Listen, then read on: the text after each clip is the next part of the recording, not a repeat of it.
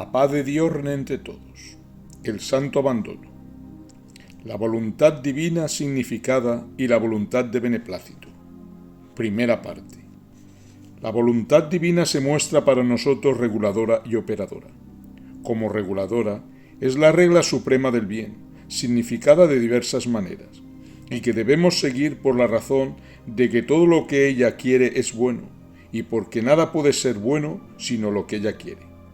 Como operadora, es el principio universal del ser, de la vida, de la acción.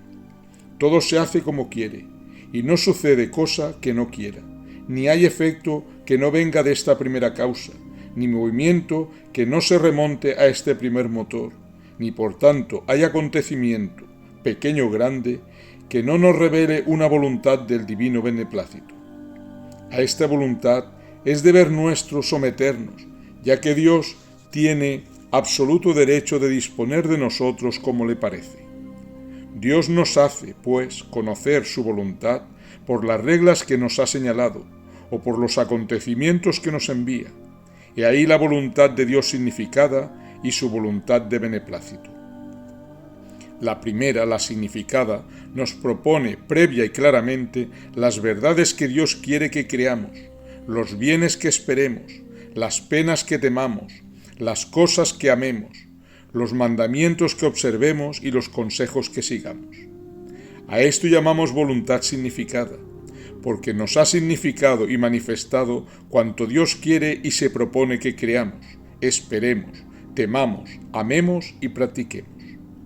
La conformidad de nuestro corazón con la voluntad significada consiste en que queramos todo cuanto la divina bondad nos manifiesta ser de su intención, creyendo según su doctrina, esperando según sus promesas, temiendo según sus amenazas, amando y viviendo según sus mandatos y advertencias. La voluntad significada abraza 4 partes, que son los mandamientos de la ley de Dios y de la Iglesia, los consejos, las inspiraciones, las reglas y las constituciones. Es necesario que cada cual obedezca los mandamientos de Dios y de la Iglesia, porque es la voluntad de Dios absoluta que quiere que los obedezcamos si deseamos salvarnos.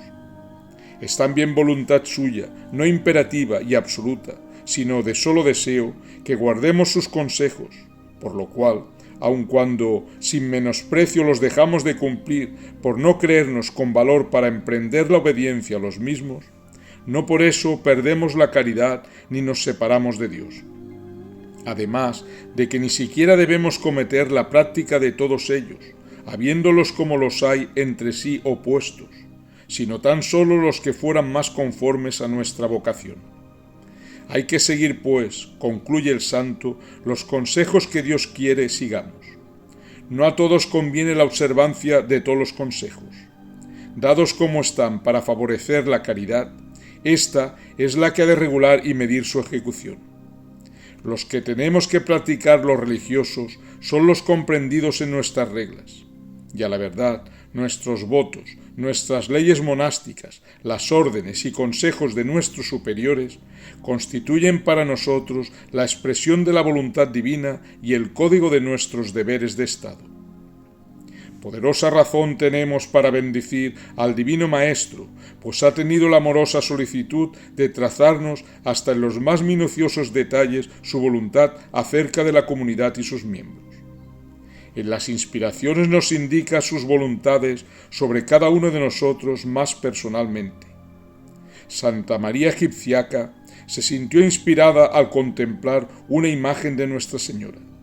San Antonio al oír el Evangelio de la Misa. San Agustín al escuchar la vida de San Antonio. El duque de Gandía ante el cadáver de la emperatriz. San Pacomio viendo un ejemplo de caridad. San Ignacio de Loyola leyendo la vida de los santos. En una palabra, las inspiraciones nos vienen por los más diversos medios. Unas solo son ordinarias, en cuanto nos conducen a los ejercicios acostumbrados con fervor no común. Otras se llaman extraordinarias, porque incitan a acciones contrarias a las leyes, reglas y costumbres de la Santa Iglesia, por lo que son más admirables que imitables. El piadoso obispo de Ginebra indica en qué señales se pueden discernir las inspiraciones divinas y la manera de entenderlas, terminando con estas palabras. Dios nos significa su voluntad por sus inspiraciones. No quiere, sin embargo, que distingamos por nosotros mismos si lo que nos ha inspirado es o no voluntad suya, menos aún que sigamos sus inspiraciones sin discernimiento.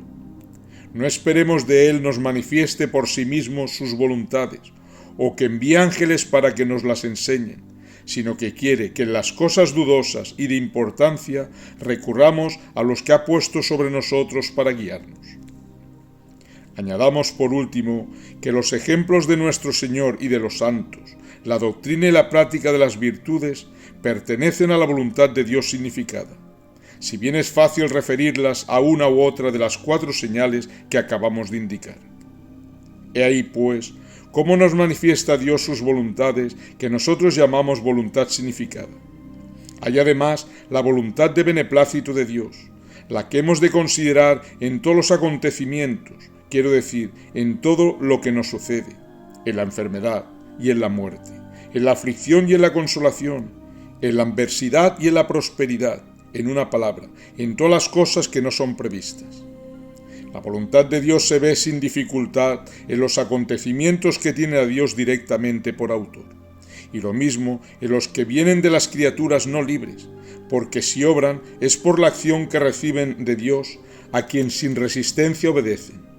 Donde hay que ver, la voluntad de Dios es principalmente en las tribulaciones, que por más que Él no las ame por sí mismas, las quiere emplear y efectivamente las emplea como excelente recurso para satisfacer el orden, reparar nuestras faltas, curar y santificar las almas.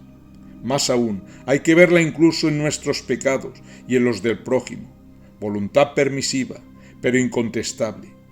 Dios no concurre a la forma del pecado, que es lo que constituye su malicia. Lo aborrece infinitamente y hace cuanto está de su parte para apartarnos de él. Lo reprueba y lo castigará. Mas, para no privarnos prácticamente de la libertad que nos ha concedido, como nosotros nada podemos hacer sin su concurso, lo da en cuanto a lo material del acto, que por lo demás no es sino el ejercicio natural de nuestras facultades. Por otra parte, Él quiere sacar bien del mal, y para ello hace que nuestras faltas y las del prójimo sirvan a la santificación de las almas por la penitencia, la paciencia, la humildad, la mutua tolerancia, etc. Quiere también que, aun cumpliendo el deber de la corrección fraterna, soportemos al prójimo, que le obedezcamos conforme a nuestras reglas, viendo hasta en sus exigencias y en sus sinrazones los instrumentos de que Dios se sirve para ejercitarnos en la virtud. Por esta razón, no temía decir San Francisco de Sales que por medio de nuestro prójimo es como especialmente Dios nos manifiesta lo que desea de nosotros. La paz de Dios reina entre todos.